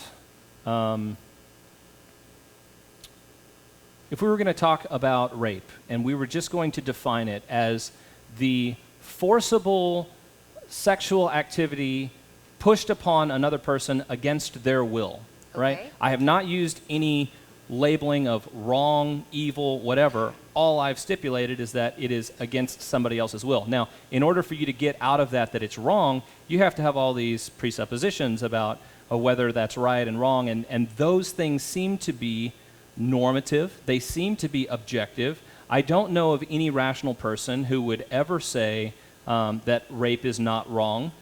If they were to say that, I would say that that person is psychotic.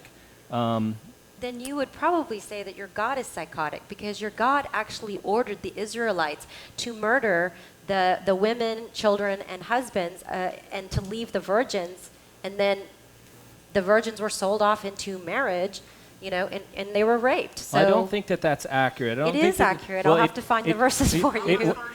Thank you. I appreciate the heckling from the audience here, but there's been quite a bit of work done on this. I mean, maybe we could discuss it further, but Sure. With respect to commands to go down that direction, you've changed the subject. The point was, do objective moral values exist? You previously said no. I have given you a definition of something that's wrong, that you agree is wrong. It's not a tautology of definition, and it seems like you can't say that it actually is an objective moral fact that rape is wrong. Final response, Lydia. Okay. So the problem with rape is that what the definition of rape is has changed over time. And we know that this is the case because it's only been recently that marital rape has even been a thing. Prior to that, if you married somebody, they had a right to have sex with you. It was your duty to have sex with them. So the idea that a husband could rape his wife was absolutely absurd. And of course, we now have marital rape laws on the books. So that's the issue, is that yes, I understand your definition, and that's fine, but there are other people with other definitions in other time periods in which it changes.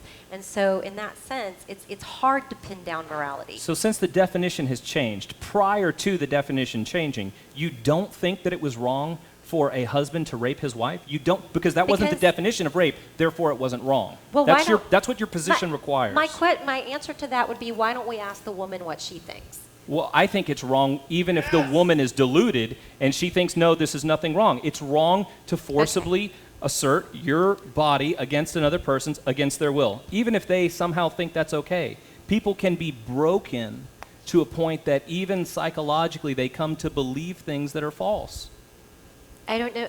The best thing I can tell you is that, again, I think it's evident from history, it's evident from observation, that these sorts of constructs are they're socially constructed. We create them as humans, and those constructs always change. And so if you asked a woman 150 years ago if her husband raped her, even if it was not good sex and she didn't enjoy it, she didn't really want it, her likely answer would be no. And she probably may not feel any shame over what happened because she's married to the guy. Now, I don't know. I can't speak for that person. But that's, I think, what it comes to essentially. Thanks. I've made Sure. my point, so Sure. I'm done. Cross-examination is done. Please applaud.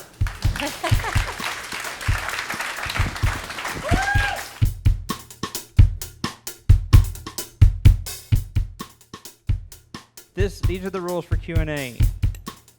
This microphone on the floor will be questions for Ben. That microphone, questions for Lydia. Please begin lining up. The rules remain the same. I just ask that your questions are 2 minutes or less and germane to the subject. So, as we are assembling, we are also accepting questions online if you don't want to get up on camera. Send your questions to questions@thebibleandbeerconsortium.com. They will pop up here on my screen. I will read them in their entirety.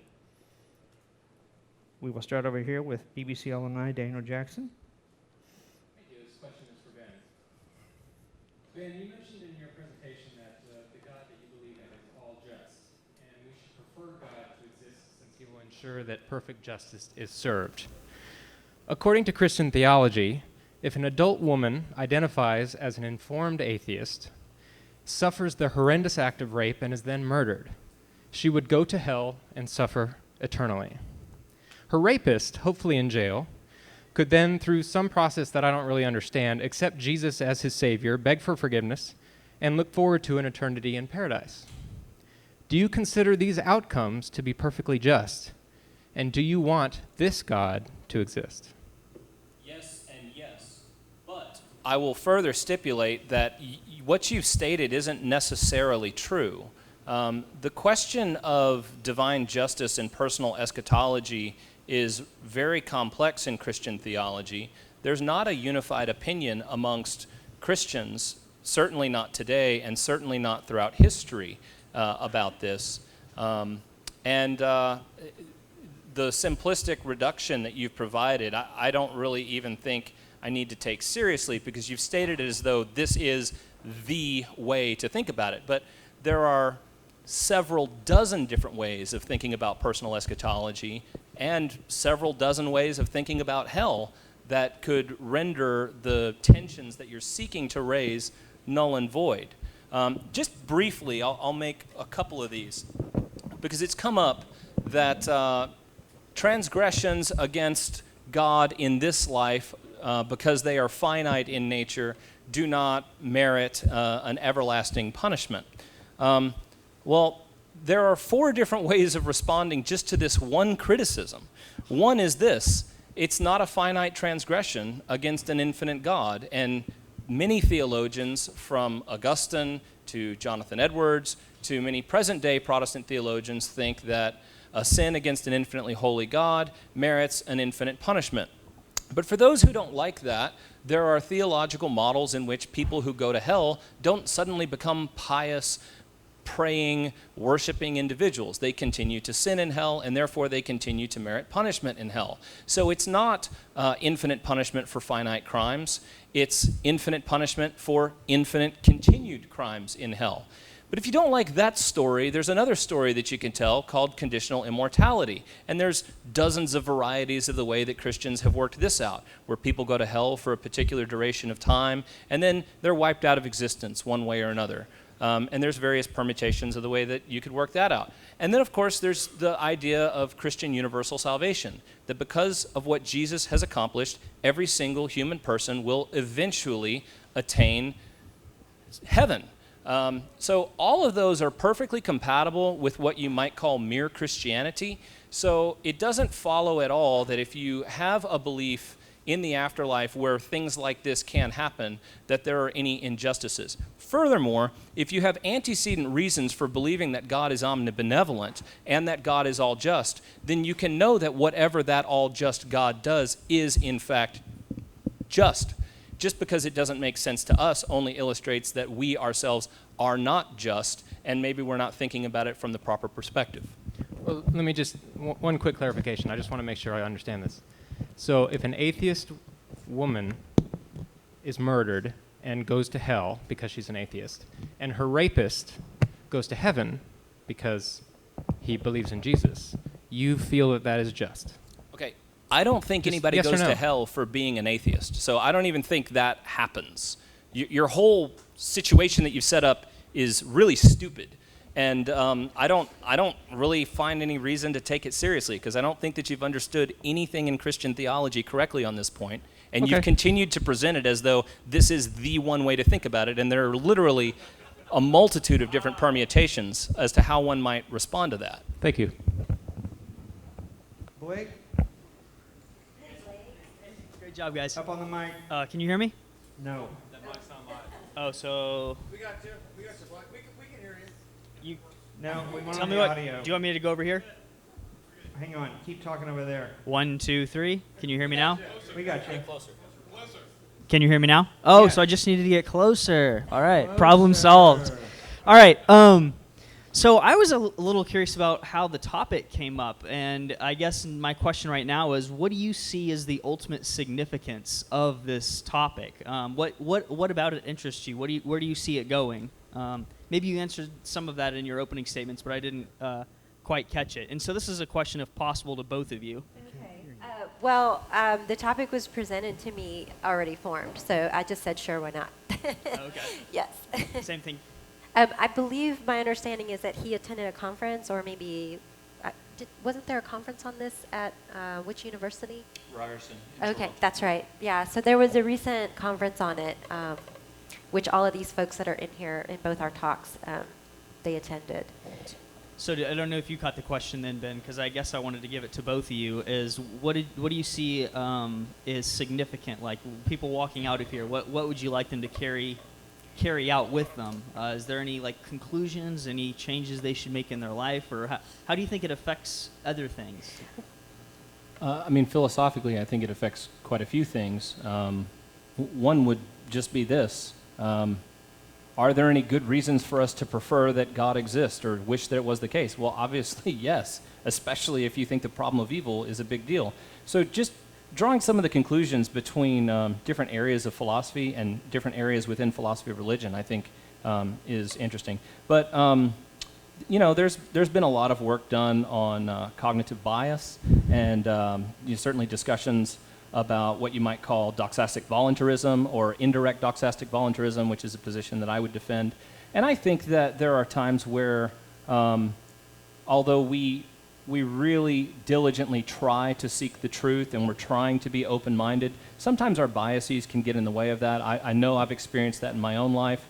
And I know from several discussions with people who disagree with me, they've acknowledged that that happens in their own life. So I think that from a Pascalian wager position or just from thinking about other things, if one found themselves in a position where they realized how rational it is to wish that it was the case that God existed or to hope that in fact God exists, I think that that can cognitively shape the way that we look at evidence and might help us to see things differently. Perhaps. I'm not saying that it will. I'm just saying it's interesting to think about the way that that could happen and some of the neurobiology that would be involved in that. And I honestly figured that would be somewhat like your response would be basically that it sort of in a way maybe cracks the door open for someone to kind of go further in Christian belief or perhaps just in theistic belief. And that this might be an introductory topic to get someone to move in that direction. But in thinking about that myself, I think I can admit that it might be a good thing for a good God to exist, but I can also admit that it might be a really good thing for unicorns to exist, or for mermaids to exist, or for Harry Potter to exist. But none of those things exist. And so as much as I want them to exist, and however much good wishing their existence would do for me, or how it might shape my behavior, as he's already pointed out very clearly, that doesn't actually mean that God exists. So I think it's an interesting topic in terms of, does it actually open the door for someone to move towards theistic belief? And I think that if you carefully think about what's being asked here, I think the answer is clearly no. I just want to restate what I've said before. I think that it's a perfectly rational position for somebody to hold, that they prefer that God exists, but they maintain their atheism. They do not believe that a God exists, and furthermore, they believe that God does not, in fact, exist. So regardless of how somebody wants to cash out atheism, they lack the belief in God, or they possess the belief that there is, in fact, no God. Either one of those, I think, is a rational position to hold together with the preference that God did exist. One difference between unicorns, mermaids, and Harry Potter on the one hand and God on the other is that given the way that God functions in the logic of the argument from evil, we have a strong preference for one that actually would govern other aspects of the way that we understand the actual world with respect to evil, gratuitous evil, or seemingly gratuitous evil. I don't have any good reason for thinking that the existence of Harry Potter would preclude the Holocaust. So I think that there are similar analogies, but there are also some dissimilarities there as well. I can appreciate that. But in all fairness, God's existence, if he does exist, also did not preclude the Holocaust. So that happened. I totally agree. I totally agree. I'm not here as a Holocaust denier, No, even though I know. think that God exists. So I think that given the great good that you have said repeatedly free will would be and how terrible it would be to be trapped under autonomy, the free will defense actually seems to make a great deal of sense with respect to some of those questions. So, Question submitted online for Lydia. Begins with a quote, "It's hard to pin down morality." Lydia said in regard to rape, but then she condemns God for the destruction of the Midianites. On what grounds is she judging God? People love to ask me this question, and I love to answer it on my own grounds, because I am a moral agent, and I've been given the ability to think about things. If I weren't a moral agent, if I lacked any kind of moral agency whatsoever, then I wouldn't be responsible for anything. I wouldn't have the ability to know right from wrong. So on my own authority, I make that judgment. Question for Ben. Yes, Ben, you mentioned earlier that most atheists you know, when asked if they wanted a God to exist, say no. Don't you think that that's more a statement about the God that's been shoved down their throat in Christian America, the God that your opponent so eloquently described as ordering the murder of the Midianites? And that story actually is much longer, a lot more detail to it. It's Numbers 31, starting with verse 7, and it talks about how God ordered Moses to kill all the Midianites, and they misunderstood, and they didn't kill the women and children, so he punished the Israelites first, then they went and killed them, but they did hold the caveat of save the little girls because you can rape them later. And that's absolutely in the Bible. And your statement implied that atheists don't want the world to be a better place because only God can make it a better place. But, I would love for there to be a Santa Claus. I would love there to be an Easter Bunny. That would make the world a better place. Right. I would love for the Dallas Cowboys to have a decent quarterback. That would make the world a better place. Loudest applause of the night. You are a sick man. My What is your goodness. question, sir? Do you think you're fairly characterizing atheists with that statement? well, actually, I think that there's several components to your question. The fact that when you initially ask somebody a question and they answer it one way doesn't mean that they're necessarily committed to that position. So it has been my experience that most atheists that I have interacted with, when you ask them, do you want there to be a God? Or do you wish that there was a God? Do you hope that there's a God? That they say no. But it has also been my experience that upon further reflection and hearing some of the arguments, that they've changed their mind. So Lydia alluded to the conference that we attended, and there were several very, very prominent atheists, people who I think are far smarter than me, who were there. And when they heard Myron and I present our paper, they were persuaded. They were not persuaded that God existed. They didn't repent of their atheism, but they became persuaded that there are rational, logical reasons to hope that there is a God or wish that it was, in fact, the case that God existed.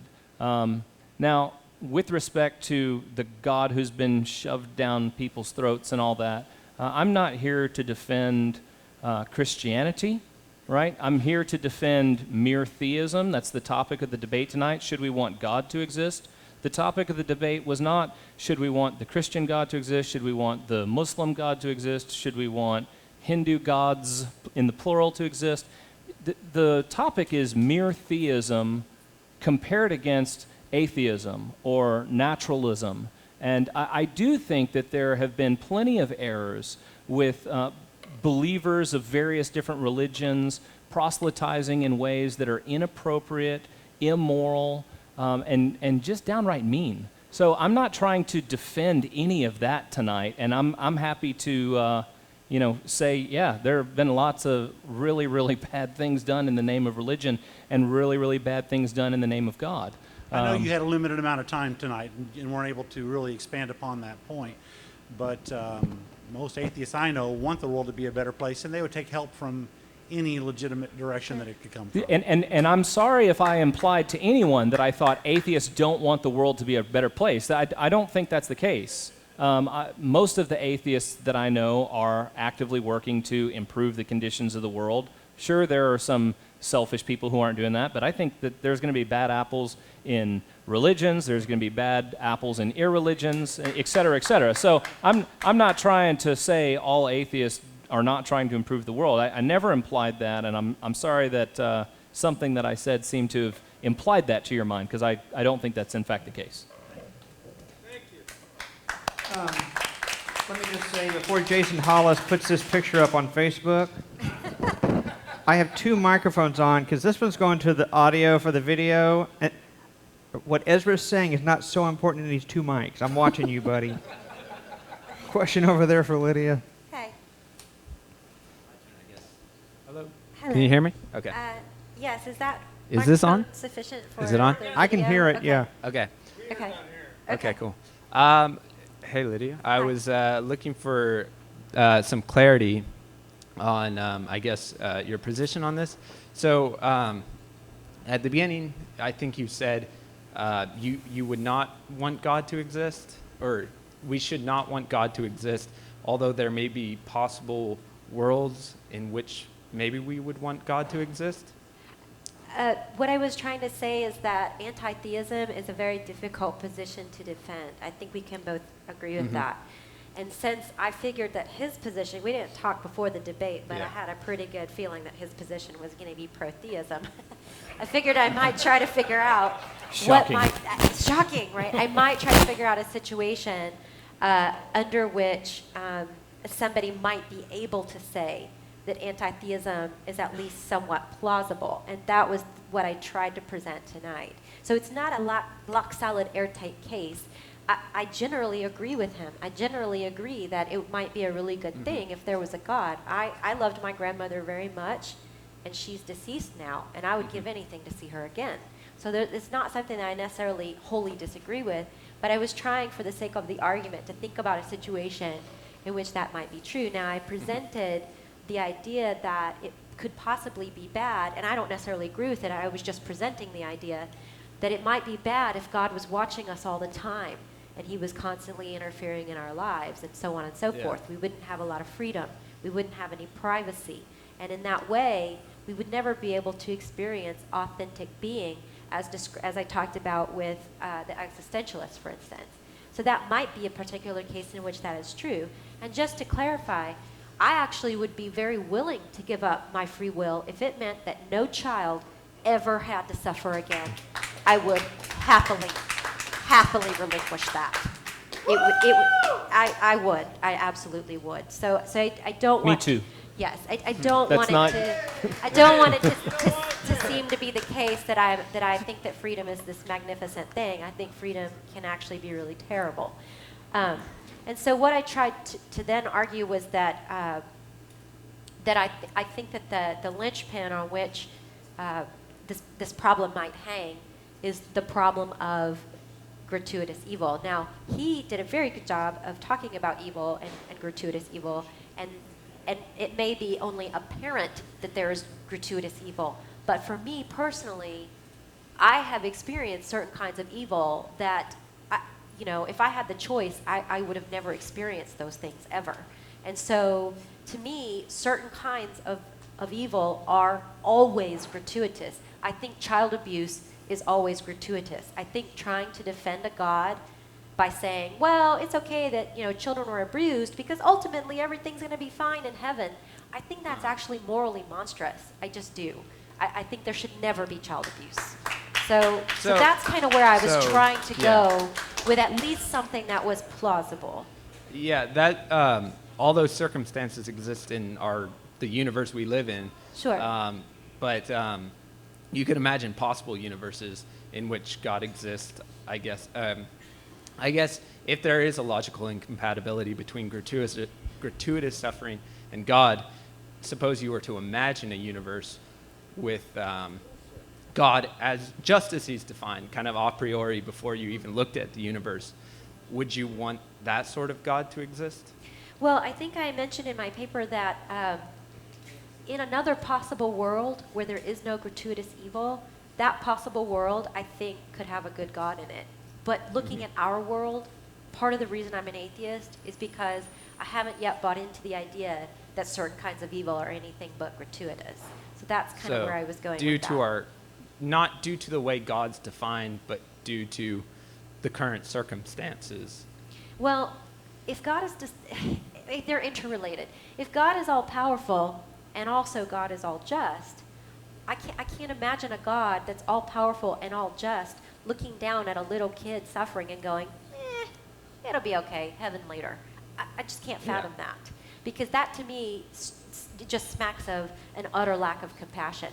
Now, any of us in the room, if we walked in on a child being abused, I think all of us would jump on the person that was hurting that kid and remove them from that situation to protect that child. So if we would do that, why wouldn't God do that? He's all powerful. He has the power to do that. That's what I can't sort of wrap my head around. Yeah, so you seem to accept that there is gratuitous evil in this world. There's no way of getting around with that. Yes. And that's logically incompatible with the God existing? I think it's logically incompatible with a good God existing. There may, in fact, be an indifferent God. That God could be the ground of all being, and that God may very well exist, but it makes no difference to me because it's an impersonal God, and why should I care? See what I mean? Yeah, so in saying that, should we want God to exist, considering our circumstances, it'd almost be incoherent to say, oh, God exists in this universe. If you think that due to gratuitous suffering, there can't be a God, it's logically incompatible. So if we're saying, considering this universe, should we want God to exist, it doesn't even matter because it's logically incompatible. I think so, yeah. I think so. So wouldn't you have to reach to a broader, okay, let's imagine what the world would look like if God exists? Yes. And then maybe answer it from that point of view. Sure, and I think I tried to do that. So in different circumstances, you would find it good that God exists. Absolutely, yeah. I said in other possible worlds that I think it's perfectly reasonable to accept based on the axiological argument that we should want a God to exist, but also that in another possible world that there could actually be the existence of a God. So wouldn't that make the answer to your question yes? Okay. Okay. Sorry. Let me just say it one more time. The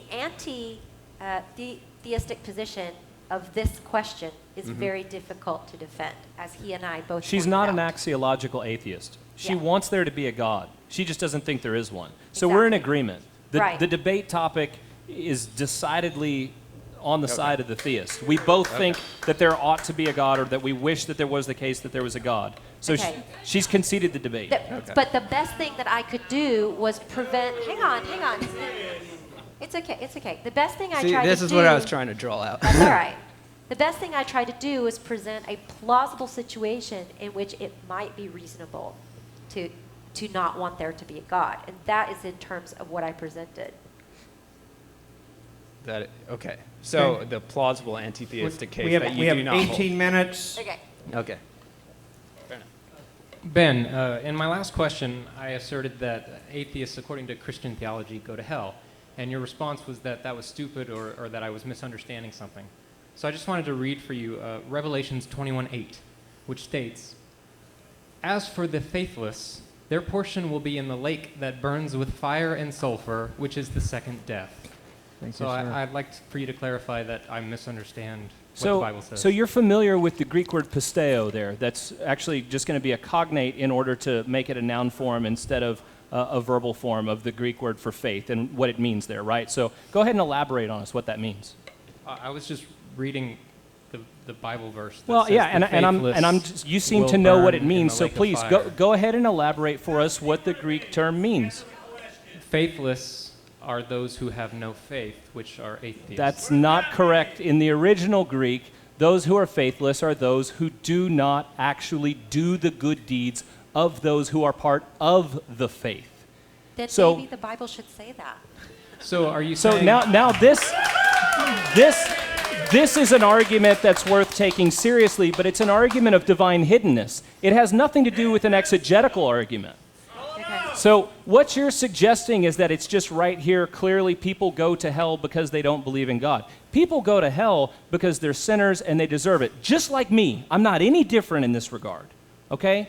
It's not as though God's going to be up there and he's going to go, oh, that person's going to heaven. They believe. Ooh, didn't believe. Perfect in every other way, but you didn't get the answer to the question right on the test, so you're going to hell. That's not what the Bible teaches. That's not what that verse teaches. That's not the meaning of the Greek in that particular aspect of John's revelation. So, no, again, you got it wrong. Try again. Well, I will end on, I don't know the exact verse, but also in Revelations it states that anyone who adds or removes from this scroll is guilty of a sin against God. And by redefining what faithless means, I think you're doing that. But thank you very much. Well, there are lots of verses that talk about, I agree that soteriology is complex.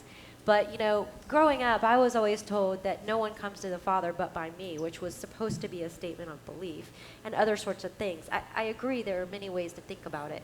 But I don't think it's fair to say that disbelief is that to dismiss our concerns that disbelief will be used against us if the God of the Christian Bible turns out to be true. So in any case, yeah, it's fine. We can move on. So, all right. Hi, Justin. Hey, guys. Dr. Vass. This debate's been great. Thanks, everyone. I mean, I just really want to thank y'all for this. It's really been enjoyable. I think we've had a good time. Thank you. A lot of clappers here. Come on. I just wanted to read a quote that I absolutely love, one of my favorite quotes, and I thought it went so well with this debate, and I just wanted to hear your thoughts on it. So it's from Luc Ferry. He was an atheist philosopher, professor at University of Paris. I don't know if you read his excellent book, A Brief History of Philosophy. And this is what he says, and he says, "If the promises made to me by Christ are genuine, and if divine providence takes me in hand as an individual, however humble, then my immortality is finally overcome, and not merely the fears it arouses in me. Immortality is no longer the anonymous and cosmic event proposed by Stoicism, but the individual and conscious resurrection of soul together with their glorious bodies. In this sense, it is love in God which confers its ultimate meaning upon this revolution affected by Christianity in relation to Greek thought. It is this new definition of love found at the heart of the new doctrine of salvation which finally turns out to be stronger than death," and this is the best part, this is my favorite. He says, "I find the Christian proposition infinitely more tempting than Buddhism and Stoicism, except for the fact that I do not believe in it. But were it to be true, I would certainly be a taker." I was just curious what you thought on it. I can't disagree with that. I mean, as I already mentioned, my grandmother was a good Presbyterian lady. I loved her like a mother. I mean, she was my grandmother. We were very, very close. I would give anything, and I mean literally, I'd give anything to see her again. I love my son Dax. I would love to spend eternity with my child. I adore him, but I don't think that's the case. I don't think there are good reasons for believing that might be the case. I sent an email to Luke Ferry to let him know that it is true. He never responded to me, but it is true.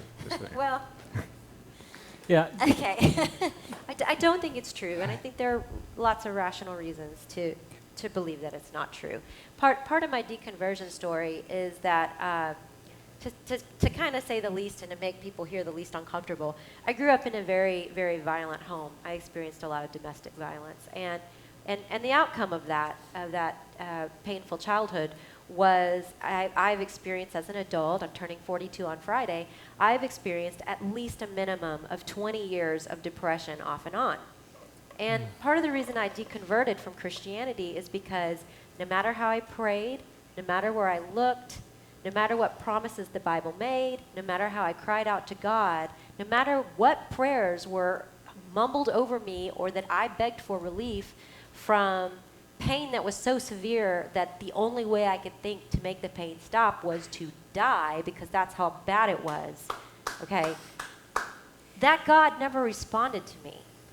That God never answered the promises in the Bible. And if that God cannot in any way heal, this great counselor, right, this wonderful healer, can't heal something like depression from something that happened to me that wasn't my fault and I had nothing to do with, then it's really difficult for me to believe that that God is in any way good. And I have to say, you know, we grew up in first world country, I'm middle class, I got a good education, so on and so forth. My suffering is pretty mild probably compared to some of the really horrific stuff that happens to people in other places. And that is, you know, that's the emotional reasons behind me not believing in God. There are also intellectual reasons why I do not believe in God. So that's that. I think it's experiential, and I also think it's rational. I think it's intellectual. So, Right. yes. We are going to conclude with closing statements. They will be 5 minutes. I'll start with Lydia. Closing statement. I think it would be wonderful if there was a loving God and a heaven that I could go to and spend time with people I care about. Some of these people out here I would love to spend eternity with. But I just don't think wishful thinking is all this is. I think this is a great question. I think it's a great way to sort of exercise philosophy, if you will. Like, I think it's a good question for that. But in terms of values, one of the things that I value the most is intellectual integrity and intellectual honesty. And if I'm a person who behaves with those values, then no matter what the outcome of this debate is, it doesn't actually ultimately matter. It doesn't matter what I want. It doesn't matter what any of us want. It only matters what is. And that is what I have to deal with and live with. There are certainly consequences I have for being an atheist. One of the consequences is that when I die, I will cease to exist. I have to live with that, okay? But I've learned to live with that. I've learned to live with creating meaning in ways that don't involve an ultimate deity. And that's the path that each of us atheists takes. So that's my closing statement, and I'm glad you guys came out today. Thank you. Lydia Allan.